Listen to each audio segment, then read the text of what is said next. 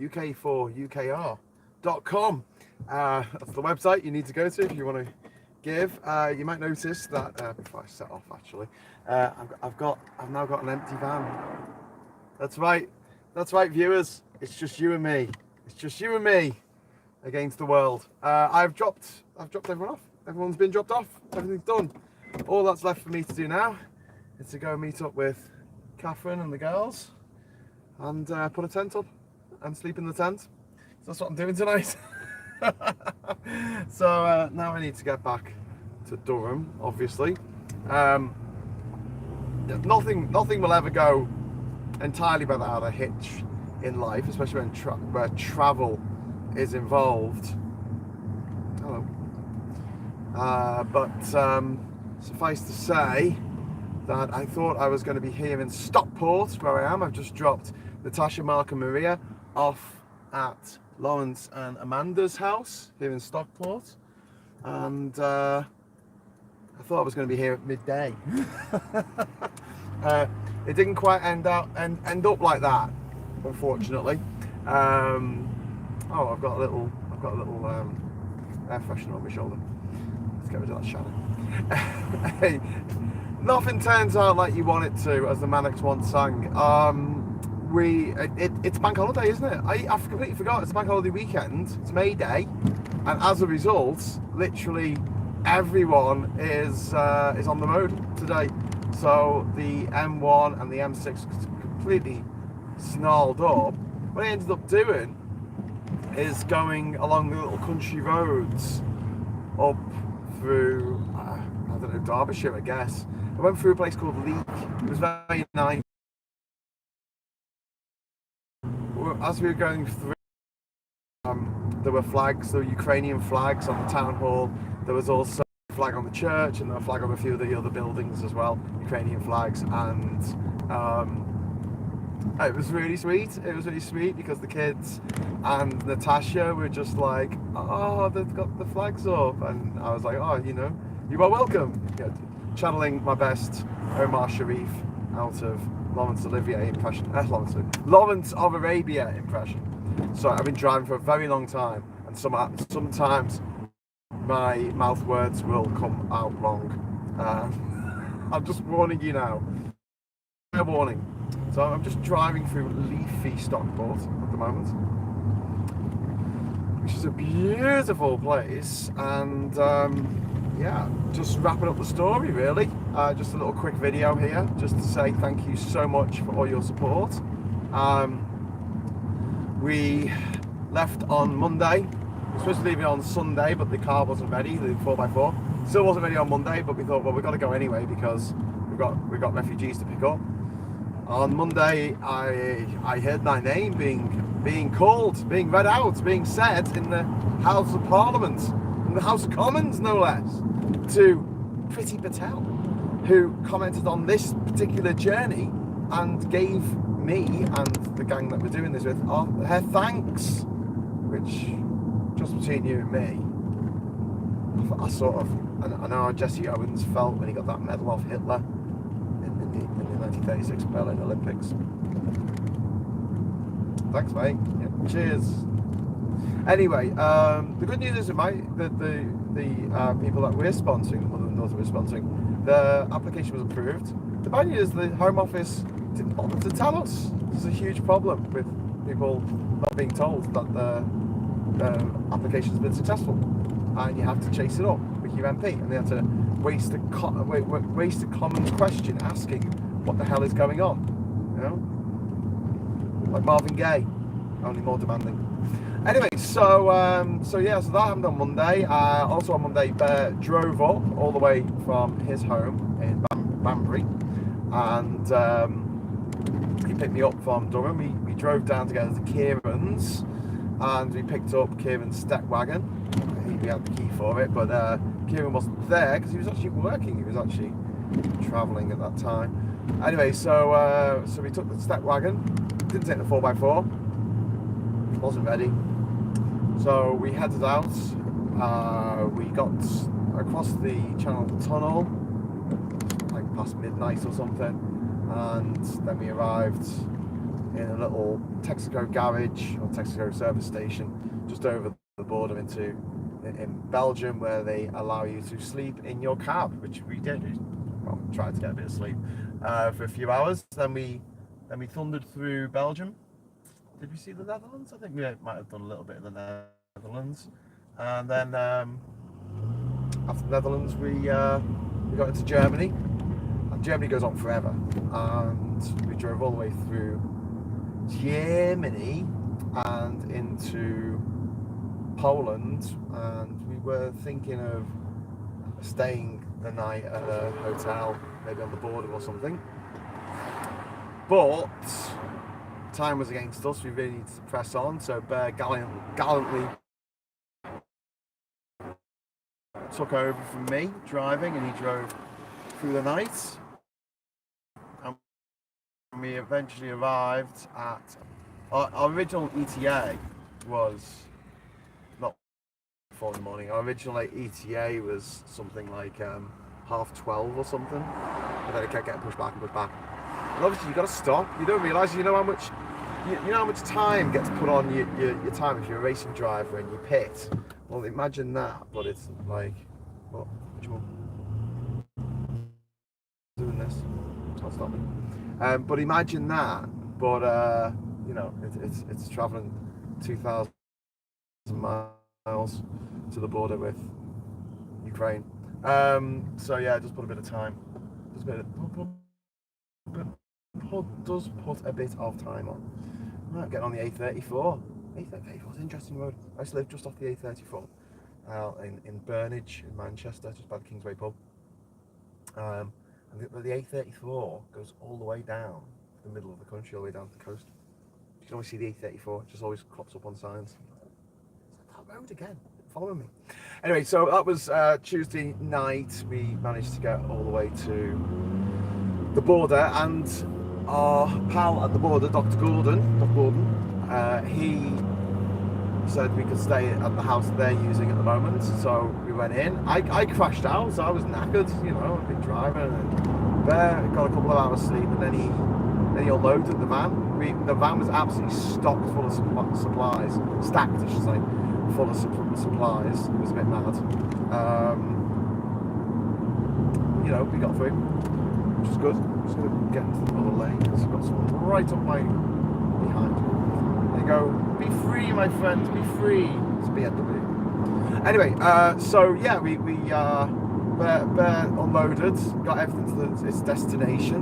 Then he went down to the refugee centre, or the humanitarian aid centre in Prismal, which is the little town next to the border at Idika, and tried to register as a driver, but they were a bit funny with him, I think. And then we faffed around for a bit too long, trying to sort out taking a couple of refugees with us, because we had 2 spare seats. But what we had decided is we were going to take Gordon's alive. We were going to take Gordon back to the UK with us, and he was going to pick up the 4x4 that we bought and take it to the border, take it back to Poland. So that's the plan. That was the plan. So we had 2 spare seats in the car, because it's 8-seater this. You can fit 8 people in it. You get 4 on that row, 3 in that row, 3 in the row before, 2 in the front. So I was like, well, we've only got 6 people in the car. We can put another couple in. So I just really slowed down for a traffic camera. I kind of forgot that my speedo's in kilometres. So when it says 50, it's actually 80.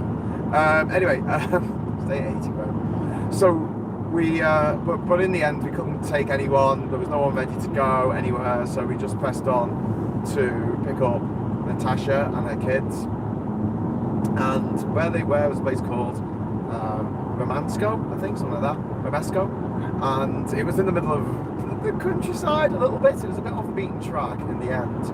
And we had a spectacular evening on the Wednesday evening, driving through Poland as the sun set through these beautiful fields, and then and forests, and then eventually we got to the Palak, is it? Palak, or the manor, Lugo that we stayed at. We stayed at the same place that we did. And then, yeah, yesterday we thundered through Germany. I can't believe I'm saying yesterday when we woke up in Poland. We thundered through Germany, and we were. Oh yeah, when we went to pick up Natasha and the kids, we were about 20 minutes away from where they were when we got a message off Amanda saying, "Oh my God, I'm so sorry, but something really bad's happened. We've been told that we can't bring the dog in. They can't bring the dog into the country." And I'm like, "But you've got the vaccinations, you've got the pet passport. It's only supposed to be 2 or 3 days, not 3 months. What gives?" And apparently, sorry if I'm a bit quiet now. Let me wind that up and put some air on. Apparently, what the situation is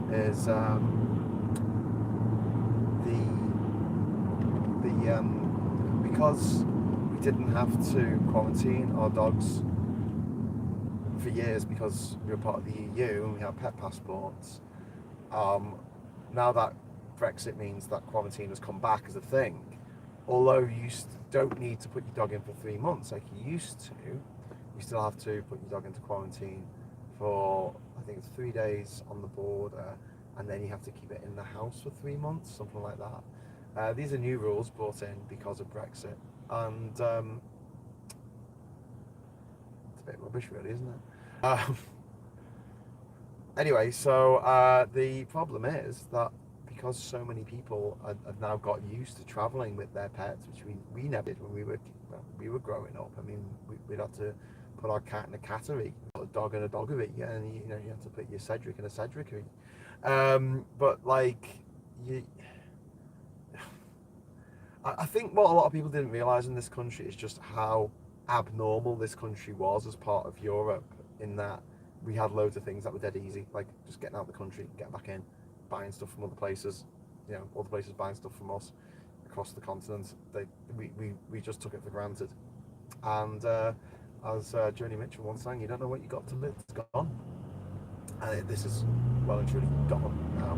You had Jacob Rees-Mogg yesterday, didn't want to hear him saying that the customs checks that Brexit dictates, because it'd be really damaging for like the British consumer, because the price of cheese is 71%.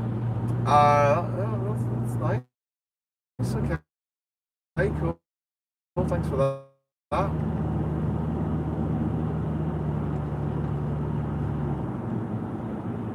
You're going to have to just bear with me for a moment while I just try and suss this out.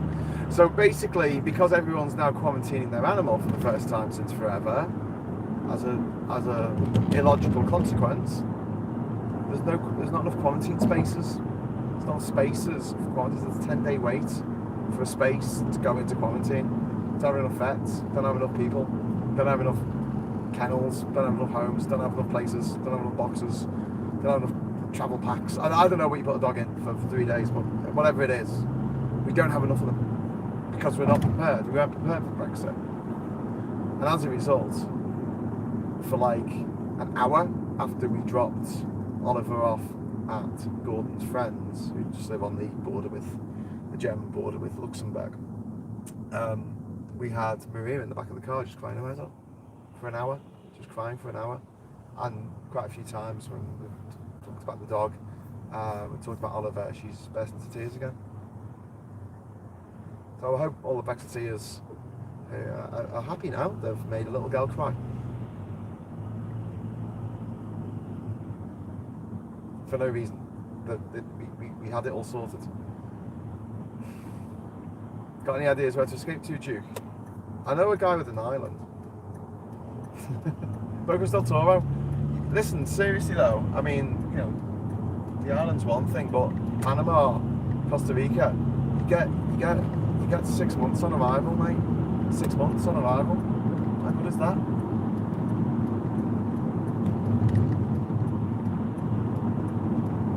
Anyway, so yeah, as a consequence of this phone call, I said to Bear and to Gordon, who were travelling with me, I said, do we know anyone in northern France who could take the dog for a few days? We thought it was at first.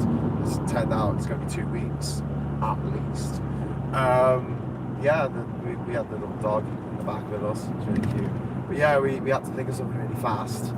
And Gordon got in touch with one of his own old army mates. In fact, I think he was his commanding officer. And he has brilliantly stepped forward and said, yeah, we'll look after Oliver. Him and his wife, Adam and Ali, are actually breeders, dog breeders, well, certified breeders, and they have a vet on site. Perfect people to look after a little dog for a couple of weeks. So yeah, we made a little bit of a detour. First of all, I had a little bit of a detour going to Radomsko, and then we had another bit of a detour going to Luxembourg, effectively, which meant that when we got to the Channel Tunnel, we were aiming for the 9:20 train. We ended up getting there at 11:20, and the next train wasn't until 1:20, because at that time of night it goes every 2 hours. So we got there just in time to see, well, we didn't see it, but just in time for one train to leave. We actually got through customs incredibly, through the border control incredibly easily. It was surprising. Border Force were really nice. We were not expecting that. Yeah, I think someone's told them to be nice, especially to Ukrainian refugees. Don't forget, these people have gone through hell. Those kids don't know if they're going to see their father again. And Brexiteers made Maria cry for an hour because they took a little dog off her. Why did they take the little dog off her? I don't understand. I don't understand why someone would do that. I don't understand why someone would vote to take a little girl's dog off her. A little girl fleeing war, a little girl refugee with a little dog, and we say, sorry, we've Brexited now, so we're going to have to take this dog off you for a couple of weeks. We can't tell you when you're going to get it back. This was supposed to be a short video.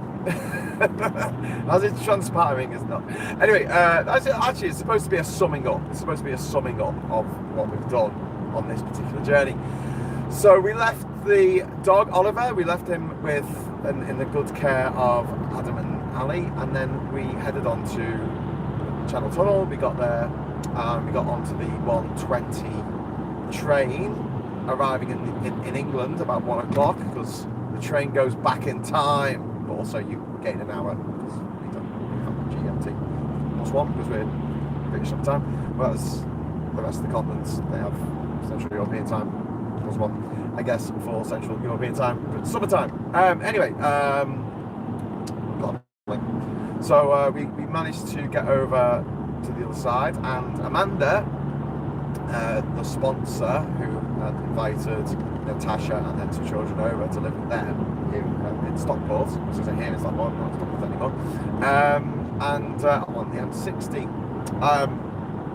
Anyway, she booked a hotel for us on the seafront, and we got there about 2 in the morning, maybe 2 o'clock. I had a few hours sleep.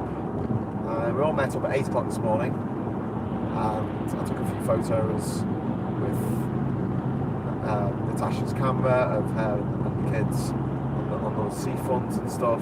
It was really nice. Then went over to the car, and Bear's there, Gordon, going, shit, look, and there was a big dark stain under the car. They were like, that's oil. I didn't think it was oil. But apparently it was oil, and we needed to take it to a garage. So I was like, oh, so I had a bit of a panic, and I took the van to a very nearby petrol station. I bought some oil for it, looked it up online once again, and threw that in, all 1 litre bottle. Hello, I think I'm back. Am I back? I don't know. Anyway, the upshot of which is I ended up putting too much oil into the engine. It didn't need oil. Whatever the stain was, it was probably a previous vehicle. I don't know what it was. But I called up Kieran in a bit of a panic, and we went through a few things with Kieran, because obviously this is his step wagon, this is his van. And he said, yeah, get it to me. And he said, get it to me, and I'll have a look at it. So drove it up to Hemel Hempstead, where Kieran lives. Also, that was convenient because we were going there anyway, because that's where Bear left his car. Obviously, came up to Durham in his car, picked me up, took me down to Kieran's, picked up the step wagon and left his car there. Anyway, so Kieran came out, he checked out the van, but all this all took a lot of time, and it was probably about past 11 o'clock, it was probably about 12 o'clock by the time we started on our way to Stockport. But yeah, apparently nothing's wrong with the van, it's completely fine. The only thing that's wrong with it is that my insurance for this van runs out in approximately 34 minutes. And if I drive it uninsured, I'm actually breaking the law. And if anything happens to me while I'm not insured, it's my fault. Even if someone drove into me, it would be my fault because I shouldn't be on the road uninsured. So I have to buy more insurance. It's alright, you can buy insurance for an hour, you can buy it for a day or whatever, but I do need to pull over and do that at some point in the next half hour. Anything can happen in the next half hour, like Graham buys more insurance. But I honestly thought that I'd be well and truly finished on the journey by now, but I am not. It was 5 o'clock before we arrived in Stockport, and I did need a break. Obviously, I haven't driven for quite a long time. But on the way up, because the M1 and the M6 was just chock-a-block with cars, because it's the summer holidays, isn't it? May Day. Ambulance going the other way. We ended up getting there through little country roads, but we got there, and that's the main thing. So I met Amanda, who I was speaking to on the phone quite a lot, but I met her in real life, IRL, and I also met her husband Lawrence and their dog and the cat, and they gave me some cheese. It's that Black Bomber cheese, the Snowdonia Cheese Company. So good. And a massive slab of ham. I just, here you go, Graham, have some ham and cheese. And I'm like, and as I'm going camping, that's just perfect for me. It's all good. So, so I thanked them profusely. Downed a cup of coffee, said goodbye to Natasha and the kids. Apparently they're going to come next time Kat and I are in Liverpool with our kids, or her kids. We're going to give them a call and see if they want to come over, and we'll take them around Liverpool for an afternoon or something. That'd be really cool. And I think Natasha's got a lot of English to learn, but she's a photographer. She is a photographer of newborn babies. She's a baby photographer. I've seen her work on Instagram, and it's phenomenal. Really, really good. And I've got a couple of mates who are photographers, so I've been in touch with them and said, if you get any baby work, basically I don't think they do baby work and then they do other stuff, but if they do get any of that in, then if you can shunt it over to Natasha, that would be great. So any inquiries. And I've also said, Natasha, I will build you an English website, because she'll need one. So I'm going to be putting that together next week and linking it to her Instagram. So if you go on the UK for UKR.com site next week, I'll put a link up to that new site, and I'll put that together for her, and it won't cost them anything. And if anyone watching this wants a website, let me know. Just give me a shout. I'd rather you paid for it. You can always pay me in kind. Okay, so that's it really. That was the adventure. I left there and Gordon at Kieran's. They took Bear's car back to Bear's place, and then I think either Gordon's going to stay at Bear's tonight, or if he's feeling like a bit rambunctious, he's going to head over to see his mate who's got the dog, Adam, and stay over there. The only thing is that if he gets a ticket for the Eurotunnel through Kieran's account, it's like £100 less. It's like half price. So we might have to sort that out. But obviously I can't sort anything out while I'm on the road because I'm driving, and you can't do accountancy while you drive, unfortunately. Well, no, fortunately, because that's quite dangerous. Well, actually, no, unfortunately, because one day we will have self-driving cars, and you will be able to write up your blog and edit your travel videos and do everything you want to do, and the car will just drive itself. You just have to stay awake and stay sober. Okay, right, that's it. I've got another 1.5 hours of driving to do, probably a little bit more than that actually, if I get stuck in a traffic jam. We will see, but I'm thundering up the should say thundering. I'm trotting along at 57 miles an hour on the M60. If you see me go by in my little silver step wagon with the signs on the side that say UK for Ukraine, toot your horn, give us a wave, give us a thumbs up. Thank you very much for watching this trip. I'll let you know when the next trip's going to be, probably next week actually. We will see. Thank you very much for all the kind donations made on this, on Super Chats, the kind donations made via GoFundMe, and the kind donations made via PayPal and cards, like all major debit and credit cards, which are accepted on the UK for UKR.com site. So if you want to give a little to what we're doing, we will show you what we're doing, we'll show you what we're spending on, you'll see the people who are being helped, and hopefully you will feel part of this in a way that you wouldn't be able to if you were just giving to another charity. I'm not trying to diss any other charities, but you don't know, you don't have first-hand experience of what the money's being spent on with other charities, but with us you do, because we will blog, we will Instagram, and we will live stream. And by the looks of things, this nightmare is not going to end anytime soon. So this is the third journey I've been on to the Ukrainian border with supplies, with aid, dropped it off at the border, picked up some refugees and took them where they needed to go. I've done it 3 times now, and I will do it as many times as I can physically get away with, I think, or financially get away with. So if you want to throw some money in the pot, the money will get used for good, and we will be helping people, individuals, and also people coming over the border with aid and medical supplies and stuff like that, which, there's an argument that it's a drop in the ocean, but my argument back to that is, if everyone gives what they can, and it could be $5 they can, then we fill that ocean, and that's a fact. And that defibrillator that we took on the first journey has saved 3 lives, 3 people who are now alive who would be dead if it wasn't for us. Okay, and I include you in that because you've supported this. So thank you so much. There's so much bad shit going on in the world right now, and what we need more than anything is good people prepared to do good things when the need arrives.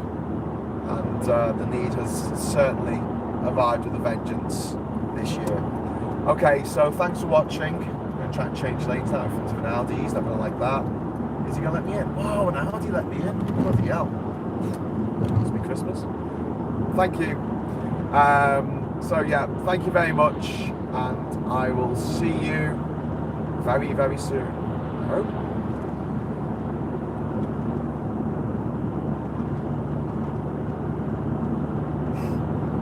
Got a little stick thing for changing the camera around to the side.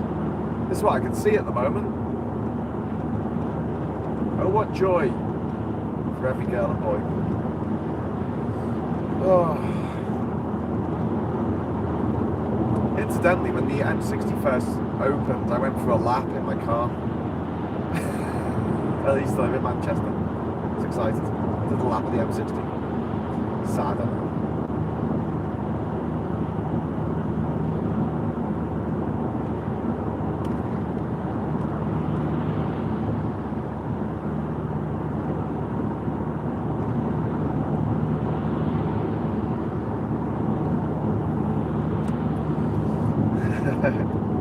Well, you know, Audi driver just let me out, so maybe pigs are starting to fly. We will see. Until next time, everyone, take care. Thank you for watching. And as always, Slava Ukraini!